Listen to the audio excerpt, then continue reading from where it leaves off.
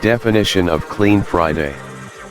Clean Friday activities are one of the village programs which in its activities carry out cleaning, which contains mutual cooperation values which are usually carried out every Friday.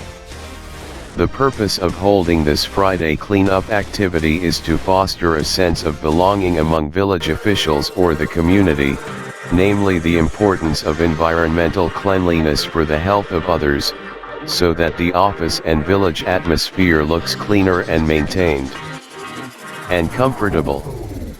The Clean Friday movement is the development of a society based on a culture of mutual cooperation, guided by Islamic teachings which prioritizes matters of physical and spiritual cleanliness.